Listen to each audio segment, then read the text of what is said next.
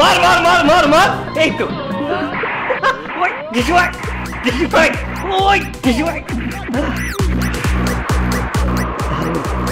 দারুণ শট, এই তো। খুশি দে, খুশি দে, খুশি দে। ওই টিসু ভাই, সুন্দর খুশি দিচ্ছে রে। হ্যাঁ,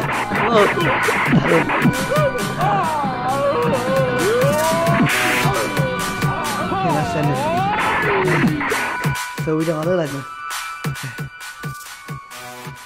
আচ্ছা, তুমি ওই গাইয়া ভূতটাকে বাড়িতে কেন নিয়ে এলে? তুমি জানো না যে এই সমস্ত অশিক্ষিত কামলা আমার একদম পছন্দ না, ওদের হাত ভালো হয় না? চুপ করো, কি ফালতু কথা বলছো? এরকম ফালতু কথা একদম বলবে না। ওদের বিষয় সম্পত্তি গ্রামে কম ছিল না, আর ওদের মানসিকতা এরকম নয়। খবরদার।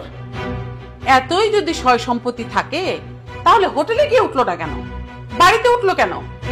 আর তোমার যদি খুব বেশি কষ্ট হয় তাহলে তুমিও ওর সাথে হোটেলে গিয়ে থাকো, আমাকে অযথা বিরক্ত করো না। আর যত তাড়াতাড়ি সম্ভব এই বাড়ি থেকে আপদকে বিদায় করো। কেন বিদায় করবো? ওর বাবা আমার বন্ধু, তাহলে আমি ওর চাচা হই। সে চাচার বাসায় আসতে পারে না? না, পারে না। চাইলেই সবকিছু হয় না। আর এসব বলে আমাকে অযথা বিরক্ত করো না। বাড়িটা তোমার একার না, আমরাও থাকি। ইচ্ছে হয়েছে এসেছে, ঠিক আছে, একবেলা দুবেলা খাবে, তারপর বেরিয়ে চলে যাবে। তবু আমাকে বিরক্ত করবে না। মা জানো কি হয়েছে? ওই ইতর মার্কার ছেলেটা না তোমার দামি সোফায় বসে টিভি দেখতেছে, বাংলা মুভি দেখতেছে, আর লাফাইতেছে সোফার মধ্যে। ও লাফানো দেখে না আমার গায়ে রাগ উঠে গেছে। আমি না নিতে পারতেছি না এগুলো, যা ইচ্ছা তাই কর। কি? আমার এত দামি সোফায় পা তুলে বসেছে? আমি এসব আর নিতে পারছি না। প্লিজ তুমি ওকে এই বাড়ি থেকে যেতে বলো। আমি অফিস থেকে ফিরে এসে যেন ওকে না দেখি, আর আমি যা বলছি তাই যেন হয়। আমার সিদ্ধান্ত তুমি শুনে রাখো। ও এই বাসা থেকে যাবে না। ও গ্রাম থেকে এসেছে একটা চাকরির জন্য। যতদিন তার চাকরি না হচ্ছে ততদিন সে আমার বাসাতেই থাকবে। ছেলেটা বিয়ে পাস, একটা ভালো চাকরি তার হবেই। ছোটবেলা থেকে গ্রামে বড় হয়েছে দেখে তার আচরণটা হয়তো এরকম। এই যে তোমরা শহরে বড় হয়েছে ছোটবেলা থেকে, এই জন্য তোমরা একটু ওভার স্মার্ট হয়েছো, এই তো। এসব কামলার আবার কিসের চাকরি?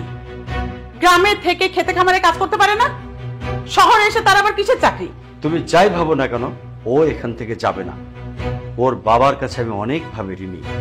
তুমি ওই ছেলের জন্য আমাকে খোটা দিচ্ছ, আমাকে কথা শোনাচ্ছ? আমি যদি আরো 10 বার জন্ম নিয়ে এই ঋণ শোধ করার চেষ্টা করি, সেটাও পারবো না। এখন যেহেতু একটু সুযোগ পেয়েছি সাহায্য করার, সেটুকু আমি করব না? অবশ্যই করব। তার ছেলে থাকুক আমার এখানে। হ্যাঁ, করো। তোমার যা করতে মনে চায় তাই করো, করে একেবারে উল্টে ফেলো সবকিছু।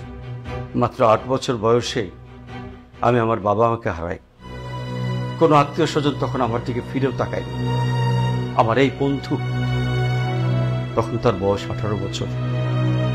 সে তার জীবনের সবকিছু ত্যাগ করে আমাকে মানুষ করার জন্য ব্যস্ত হয়েছিল। আমাকে মানুষ করতে গিয়ে সে দেরিতে বিয়েটা পর্যন্ত করেছে। এরপরেও তুমি বলছো কিছু করেনি সে আমার জন্য? তোমার জন্য তার সাথে আমার একটা বিবাদও হয়েছিল। আবারও তোমার জন্য তার সাথে আমার বিবাদ হোক, দূরত্ব হয়ে যাক, এই শেষ সময়ে এসে তোমার কারণে আমি আমার বন্ধুর অনুরোধ ফেলতে পারবো না, কিছুতেই না। যত সব ফালতু সিনেমার কাহিনী।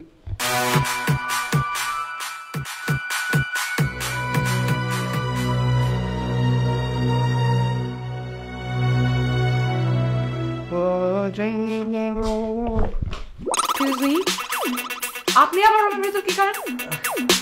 ওই যে হয়েছে কি, আমি ঘর ঘুরে দেখতে দেখতে আপনার ঘরে আসার পরে আমার পেটটা মোচড় দিয়ে দিল। তাই ভাবলাম একটু বাথরুমে যাই ইয়েটা করে আসি। বাথরুমে ঢুকে দেখি এত সুন্দর ফকফকা বাথরুম, তাই ভাবলাম গোসলটা করে নি। আপনি যে বললেন আপনার পেটে মোচড় দিয়েছে, তার মানে আপনি আবার ওয়াশরুমে ইয়ে করেছেন?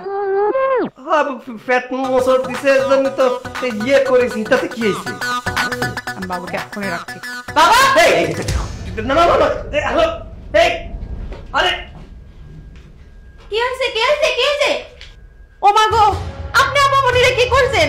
আপামনি বেহুশ হয়েছে কেন? আরে আমি কিছু করি নাই, যাও না, পানি নিয়ে যাও। আনতাছি। Excuse me. নেন নেন নেন। হ্যালো, এই যে এই সব থেকে হ্যাঁ আপনি এখানে কি করেন? আমি না আপনি বাবাকে ডাকতে বাবা কানে ধরছি আর আসবো না এই রুমের মধ্যে। এই ক্ষমতা আমি যাই, চাচারে কিছু কল করবে না। হ্যাঁ, কষ্টের জন্য মনে থাকে। ওকে ওকে ওকে। যা